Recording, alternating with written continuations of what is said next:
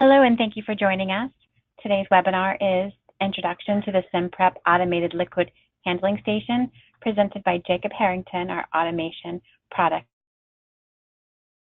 Manager. We'll be taking questions throughout the presentation, and we will address them at the end. So feel free to submit those using the question function. And Jacob, I'm going to go ahead and hand it over to you. All right, thanks, Shelley. Welcome everyone to the Teledyne CETAC webinar on our new product. It's the SimPrep Automated Liquid Handling Station. Thank you all for taking the time out of your busy schedules to learn about this exciting new product. I know you have a lot on your plate and a lot going on, so we really appreciate you taking the time to learn about this new offering. And my personal hope is that we can give some of that time back to you by providing you with a new labor-saving device for your laboratory. So let's go through what we're going to talk about today. First of all, we're going to introduce the SimPrep. What is it? What can it do for your lab? We'll go through some of the operation specifications, take you through the software. We'll go through a few customer studies, and then of course we'll cover how you purchase the SimPrep, as we have a few different options available. So introducing the SimPrep. The SimPrep is a combination of two known and trusted technologies. By adding an autosampler to the Hamilton ML600, we've created a fully automated sample preparation station. It's based on, of course, CETAC automation, along with the recognized excellence of Hamilton MicroStation. My hope is that a lot of you will be familiar with both of these products. They have a lot of presence in the laboratory marketplace and are fairly well trusted. With this, of course, you can use the same kind of sample racks that you would use on your ICP or other analyzers. And it's simple to use software. We'll go through the software. I'll show you some examples, but it's really very intuitive. And this is a small mobile footprint because it's not tied to any sort of an analyzer or anything within the lab. You can even mount this whole system on a cart with a laptop, and you could take it from place to place if you had different analysts that wanted to use it. It does offer homogenization as well as a number of other user controllable features, and it's mainly designed for aqueous samples. So soils, mining, drinking waters, wastewaters, possibly we're looking into clinical applications, and of course coolants as another big one we'll be looking at with this product. So first thing, we're going to talk about the software. I know we've had a lot of questions about that. It's one of the big concerns from potential customers is they want to see the software, see how it interacts. So what you have at the bottom of the screen here is a screenshot of the sequence page within the software. As you'll note, it's very spreadsheet-like. I mean, it looks a lot like an Excel format, and it functions that way quite a bit. And of course, you can also, it is to some extent compatible with Excel, that you can copy and paste from this into an Excel, or vice versa from Excel into the sequence page here. And what you see along the bottom is off to the left, you have your sample information, which is right next to that status bar full of green arrows. And then as you go to the right, you have dilutions 1, 2, and 3. You can do up to 3 different dilutions on a single sample if desired. This is not required, but is an option. And then across the top bit there, you have information about the sequence sample itself, like who created it, who's presently using it, what kind of diluent it's designed for, and what racks, and so forth. The sample information that you see here is all entered in microliters, but you can also put in formats like 1 to 10 or 10%, as long as the volume is in a fixed microliter quantity. Within the software, what you can't see here is there's user controls for a lot of other functions. You can choose to include an air gap to prevent any cross-contamination between your sample, any standards that you would pull up, and of course your diluent. The rinse cycle is totally user configurable, all the way from skipping it entirely in the case of doing something where you're, say, dispensing, or you just don't care about carryover and you want to maximize the speed, to being able to do a full rinse for as long as you want, really. You can specify the volume that you'd like to have dispensed between samples, and then it automates the process. And then, of course, there's sample homogenization, which I mentioned. It's a somewhat rudimentary mixing, but it does a good job. That, again, is user configurable, so you can specify to ignore it or include it, and then specify how much mixing you think you need for your particular samples. I want to spend a little more time talking about the status bar that was on the previous slide. We saw those green arrows because it's one of the really nice functions of this particular software. The design is that you can easily adapt a single sequence for day-to-day operation.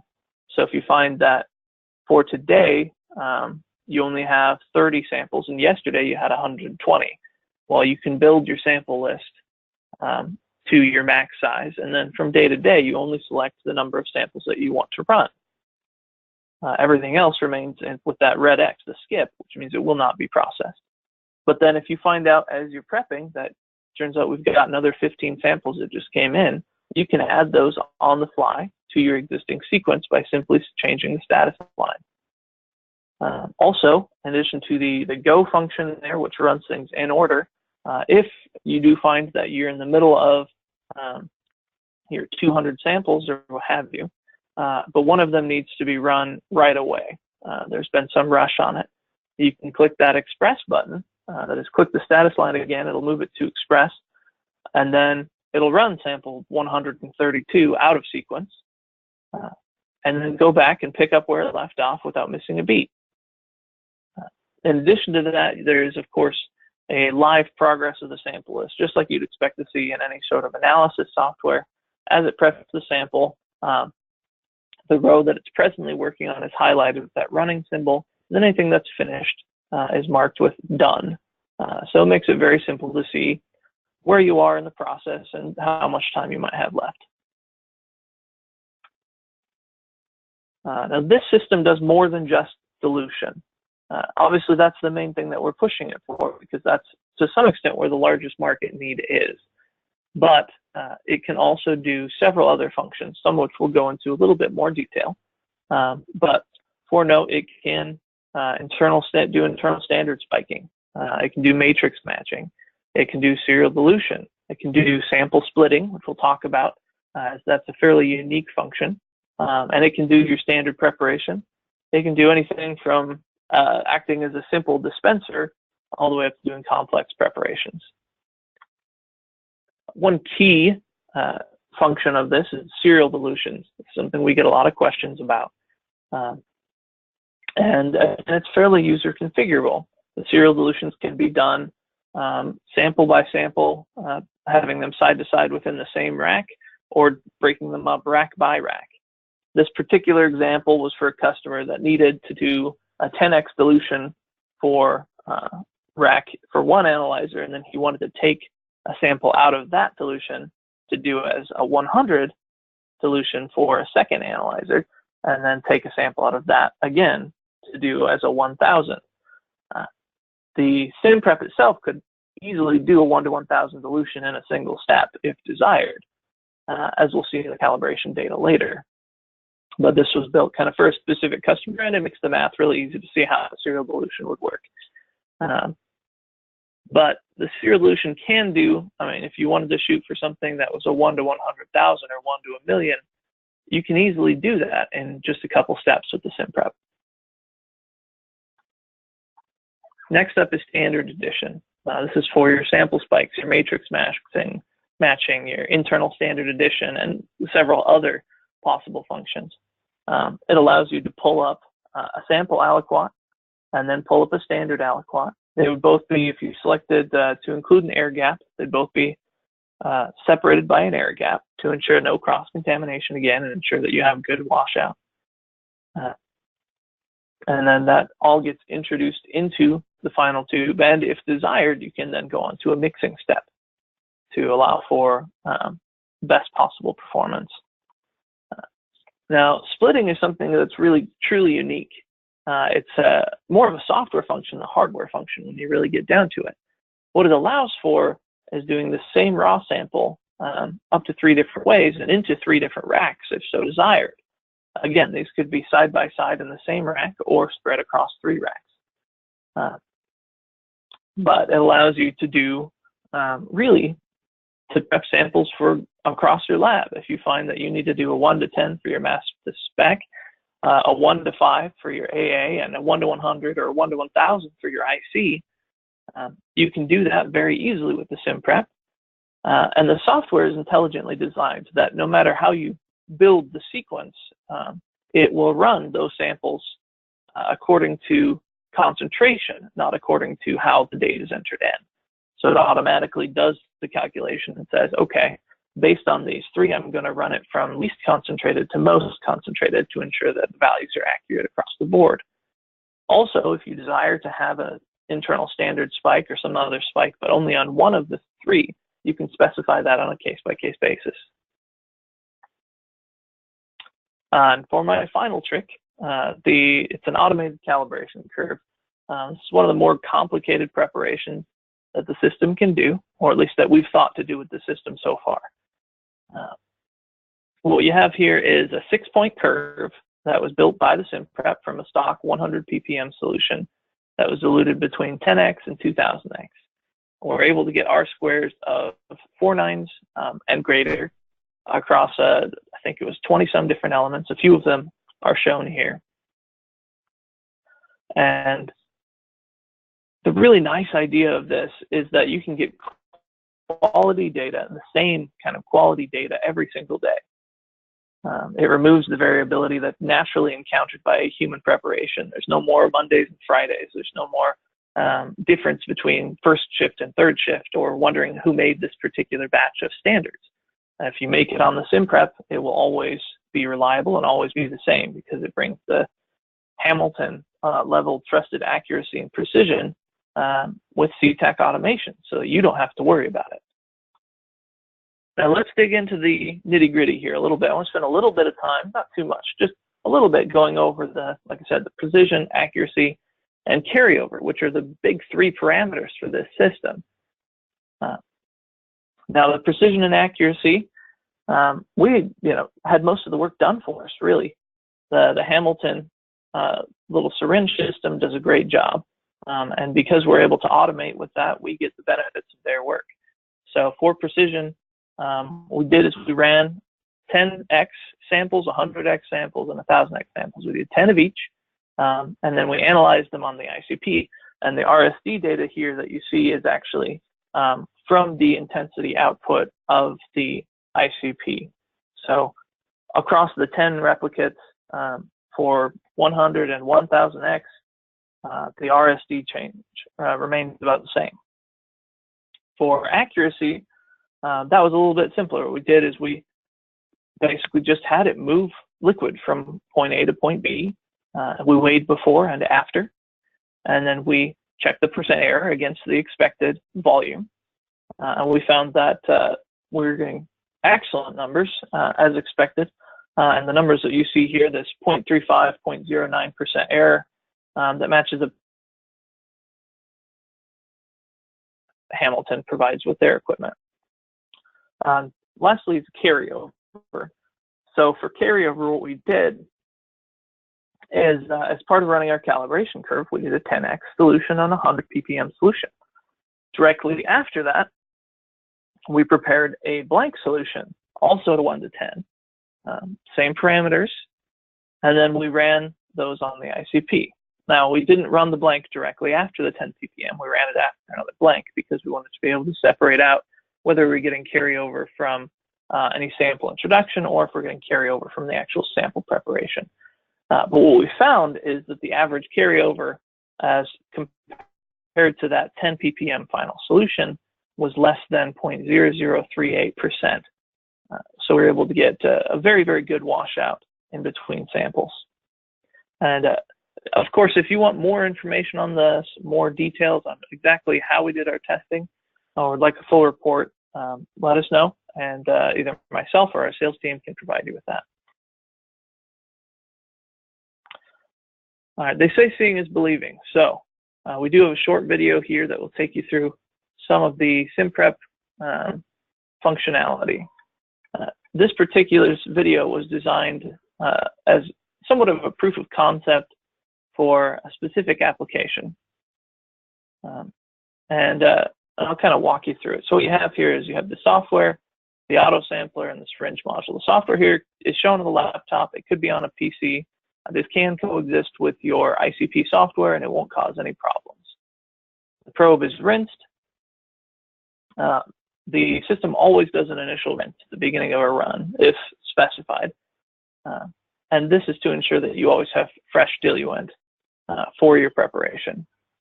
Aliquot's drawn, and you can see that it uses a small syringe for the aliquot, the large syringe for the diluent. This ensures that you have the best possible data quality by giving you the higher accuracy with the smaller syringe, and then using the 10 mil to fill. So you still have the option of the larger volume. From this point on, the video is going to speed up to about 5x. That is after it finishes this rinse. And repeat. There we go. So the great thing is that at this point in your day, you get to walk away. The SimPrep starts doing the work for you. You make sure, maybe watch the first sample and say, yep, we're good. Everything's great. And then you go off and you can enter your ICP sample data into the analyzer software. You can go prep other samples. You can deal with emails or make a phone call or, whatever you have to do. This time becomes yours instead of standing there manually doing the work yourself.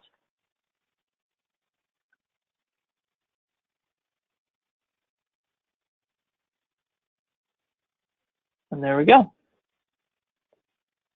Pretty straightforward. Now, this is a very simple preparation. There's no standards included or anything like that.